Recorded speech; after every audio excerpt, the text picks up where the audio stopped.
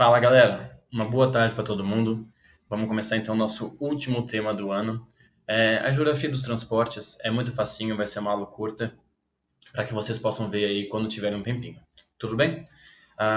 Então, começando com alguns conceitos iniciais, pensando em tudo que a gente falou nessas últimas semanas com relação à agricultura, espaço urbano, à mineração, ao comércio, a gente precisa então de fato de uma infraestrutura de transportes, né?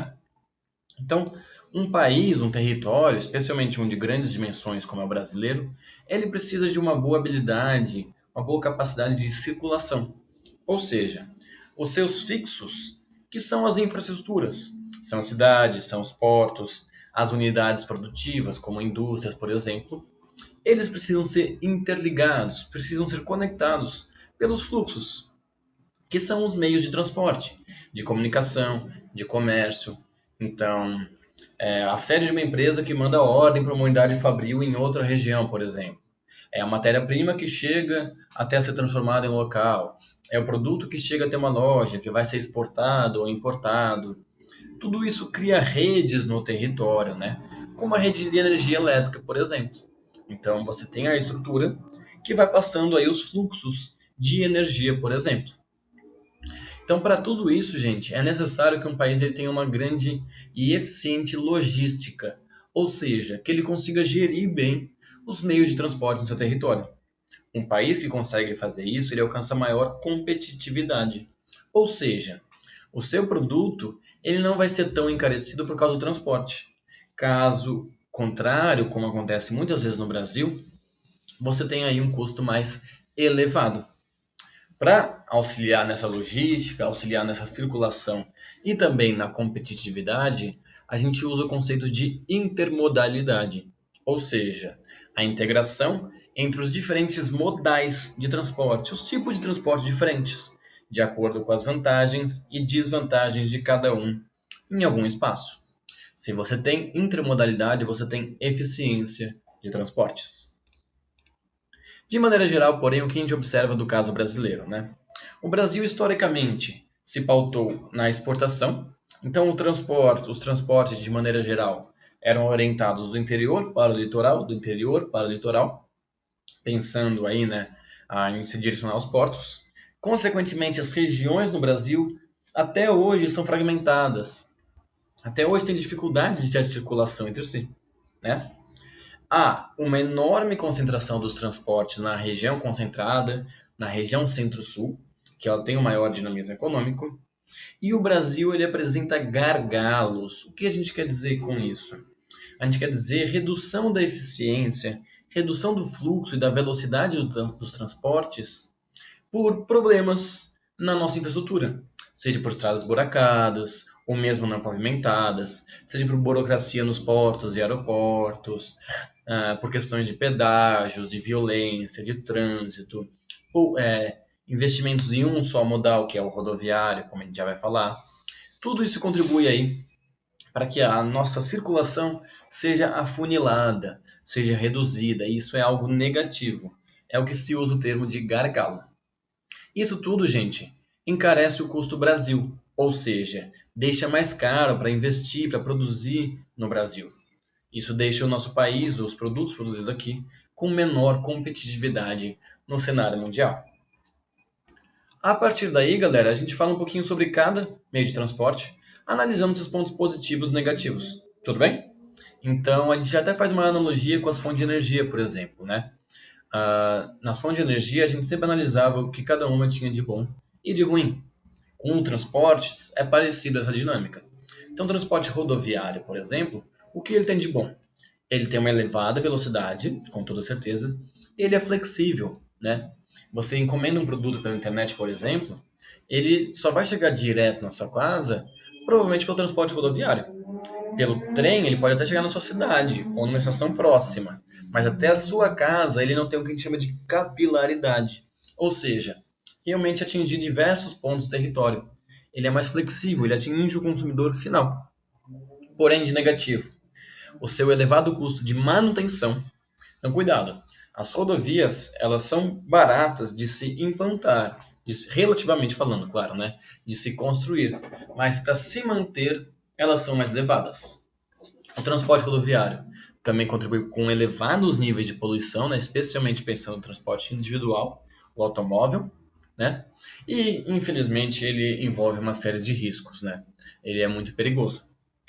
Com tudo isso, gente, a gente conclui que o transporte rodoviário ele é desfavorável para longas distâncias. Então, um país de dimensões continentais como o nosso, tão grande como é o Brasil, não compensa utilizar tanta rodovia assim. Por quê? Porque elas têm vantagens, de repente, em viagens curtas, que precisam ser rápidas e atingir de fato o ponto final. Levar da estação do trem, por exemplo, do porto, do aeroporto, até o seu destino final. Porém, no Brasil, como a gente já viu, foi muito investido aí a partir dos anos 1950, principalmente, nas políticas rodoviaristas, o rodoviarismo de maneira geral, ou seja, começar a investir mais em rodovias no Brasil, buscando atrair as transnacionais automotivas, montadoras de automóveis aí, e empresas petrolíferas, ligadas à gasolina, ao diesel, ao asfalto, entre outros produtos. Como resultado, nós temos uma forte dependência do meio rodoviário, né? E a partir dos anos 90, a partir do neoliberalismo aí, principalmente, nós temos uma iniciativa de concessão de rodovias à iniciativa privada. É diferente um pouco da privatização, porque a privatização ela envolve a venda completa. A concessão, a rodovia ainda pertence ao governo, ainda pertence ao Estado, mas quem mantém ela, quem faz a manutenção, a gestão dela é a iniciativa privada em troca dos pedágios. Então, gente, observamos aí, né, comparando o Brasil com países de grande porte territorial, os maiores países do mundo, né, somos o que disparado mais depende do transporte rodoviário, né, e que utiliza muito pouco o transporte ferroviário, por exemplo. Essa escolha se fez presente, por exemplo, na greve dos caminhoneiros, que demonstrou a dependência que nós temos do transporte de mercadorias por caminhões, que o país parou nesse momento, né? E quando vemos problemas de infraestrutura, como rodovias esburacadas, como o alto custo dos pedágios, a questão do trânsito, os acidentes de carro.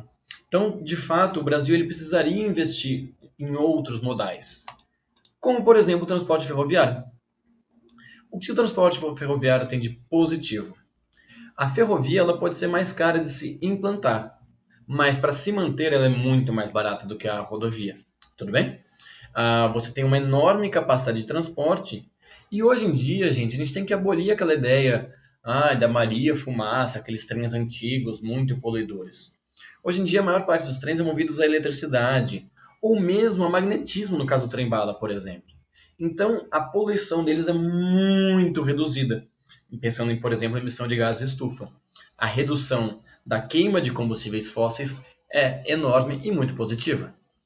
De aspecto negativo, além do elevado custo de implantação, são mais lentas de maneira geral. Consequentemente, observa-se que pode ser muito eficiente para cargas, né, de maneira geral. Só que o Brasil, que teve aí sua história recente, especialmente o estado de São Paulo, a região centro-sul, ligada às ferrovias e ao ciclo do café, ele viu, desde a ida do início do rodoviarismo, decaírem os investimentos em ferrovias. Atualmente, a malha ferroviária brasileira, boa parte já foi até desativada ou está privatizada para cargas, né, transporte aí de mercadorias e não de seres humanos. Com exceção do transporte ferroviário urbano, né, que algumas metrópoles brasileiras têm, boa parte das ferrovias no Brasil são apenas para cargas, com interesses de exportação principalmente, e não de integração territorial. Tudo bem? Então, qual seria o ideal? Realmente unir esses modais, unir o rodoviário, quando ele é positivo, com o ferroviário. É o que a gente chama de intermodalidade.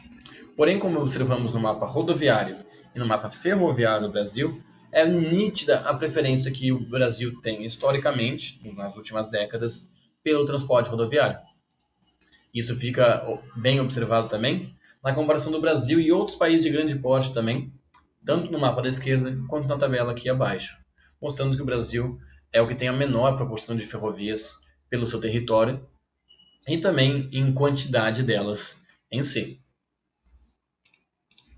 Além disso, nós temos também as hidrovias, que de vantagens elas são também bem pouco poluentes e têm uma enorme capacidade de carga, como essa imagem da esquerda demonstra, né? Além disso, riscos de acidentes são muito baixos também. Só que Qual a questão da hidrovia, né? Ela precisa de um investimento para ser implantada. Nem todos os rios são exatamente navegáveis. Eles precisam muitas vezes de canais que interligam um ao outro, como demonstra-se a imagem na direita. Eles precisam de obras de alargamento das suas margens, de aprofundamento do seu leito, para passar embarcações maiores. Isso gera um certo um gasto a mais, de fato. Porém, uma vez implantada, o seu custo de manutenção também é extremamente baixo. As hidrovias, galera, também são consideradas intercontinentalmente, ou seja, o transporte marítimo de cargas, esse sim muito utilizado pelo Brasil. E o Brasil tem um enorme potencial subaproveitado, pois o Brasil tem uma grande quantidade de rios com boas extensões de trechos navegáveis. Precisaria de algumas obras de adaptação, de navegabilidade, que poderiam aí aproveitar mais esse potencial. Esse mapa demonstra as hidrovias principais do Brasil e mostra que realmente temos proporcionalmente poucas aí de fato. É um potencial ainda bem subaproveitado, com exceção do São Francisco, na região Nordeste, da hidrovia Paraná-Paraguai, aqui na região Centro-Sul, e da região Norte, que tem uma importância histórica das hidrovias como meio de transporte e circulação. E para encerrar nossa aula, galera, bem rapidinho mesmo, temos os transportes aeroviário e dutoviário. O transporte aeroviário, galera, ele compensa porque ele é rápido, claro, só que ele tem um custo muito elevado. Então só compensa ou para cargas muito perecíveis, que estragam muito, muito rápido, ou para longas distâncias mesmo, transporte de passageiros. No Brasil, observa-se que no século XXI teve um aumento do número de passageiros, porém antes da crise econômica, que se aprofundou esse ano, e da pandemia, claro, né? Há uma concentração maior de aeroportos e fluxos de passageiros, como a gente pode ver na região Centro-Sul, claro, mas ainda é meio de transporte ainda inacessível para boa parte da população brasileira, devido ao seu elevado custo. E nós também temos os dutos, que são aí sistemas de canos, então, claro, é só para cargas, de maneira geral, né? Muito utilizado para hidrocarbonetos, como petróleo ou gás, por exemplo, caso do Gasbol, gasoduto Brasil-Bolívia, que traz o gás natural da Bolívia para o nosso país, ou do etanol, também temos um grande e importante etanol-duto na nossa região sudeste.